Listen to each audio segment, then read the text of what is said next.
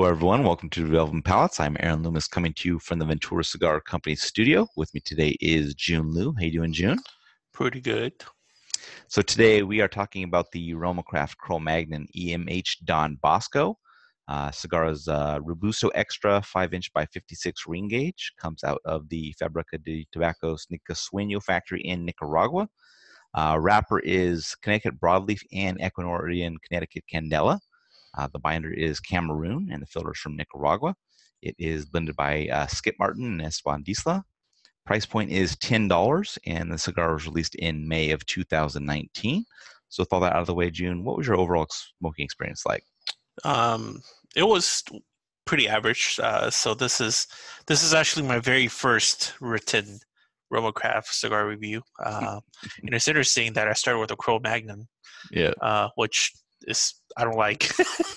But this is very different. This is with the whole Candela wrapper with the Connecticut Broadleaf kind of tour was going on. But what's interesting about this cigar is when I first lit this up, it was really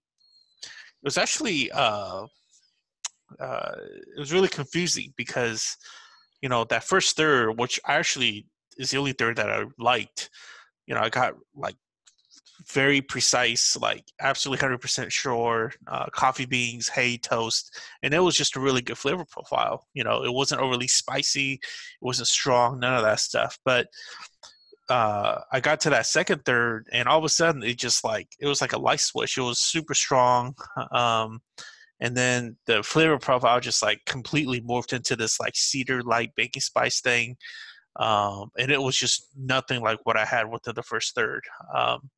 So overall I thought it was kind of average. But I don't really think a lot of RoMa Crafts maybe smoke like this. I mean, I had a decent, probably not decent amount, but like I probably had like 3-4 different kinds of RoMa Craft, and none of them taste like this. Go figure, because this is Candela, right? So, but it was really well constructed though, which is always a good plus. But in terms of flavor profile, it was just with the softer notes and that really high strength, like it just didn't do it for me. Mm-hmm. Yeah, for me, the cigar started out with oak and grassiness and some black pepper. And that grassiness kind of took over for a bit until the oak settled in as the primary note. Black pepper kind of went away, and some mustiness had joined into that profile. Overall, I thought the cigar was pretty average throughout. I mean, the transitions at the beginning of the cigar were interesting, but then it kind of settled into like a pretty linear flavor profile. As a limited cigar, I mean, I don't think it brought anything really special, but it was kind of an interesting take on a reversal of the wrappers. I think, there's another cigar that I think has the wrappers in a reverse order of this, so that was kind of a variation on that. Because this was a cigar that was made for Old Virginia Tobacco as a bit of a charity type cigar for, so. But it's probably not something that I'm really eager to revisit. I mean, there's plenty of other cigars in their portfolio that I think I'd go after first. But this is a limited cigar, so it's not like it's something something that's going to be around that you're going to be able to go after and get. I mean, I think they're all sold out.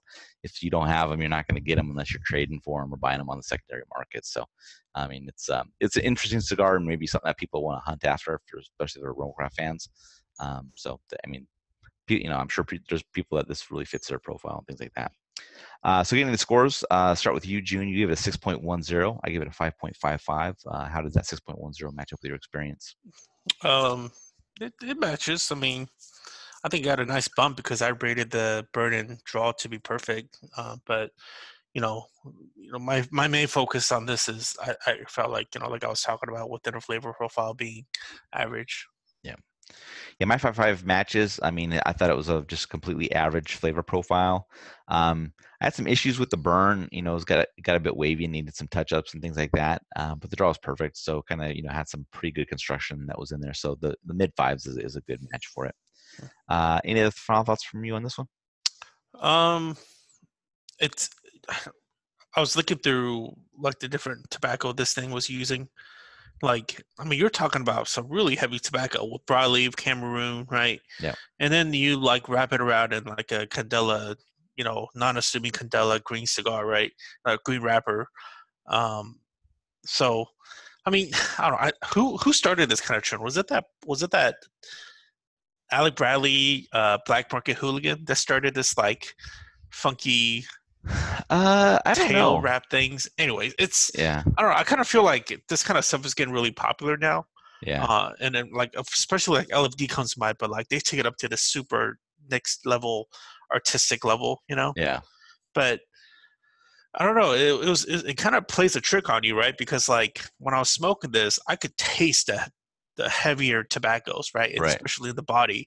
And I'm looking at it and I'm like, well, it's a Candela. But I don't know. I mean, it might be one of those things in which it's a fun to look at sort of a cigar, and it certainly was. Right. But I mean, I felt like there was no like Cro-Magnon DNA in this cigar. Oh, okay. So anyways, I just thought it was interesting. I'm not really. I don't really have a fucking point, but Sure.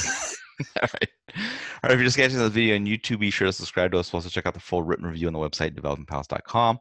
Follow us on the social media channels, and you can catch all of our review recaps on podcasts, so iTunes, Google Play, and Podbean.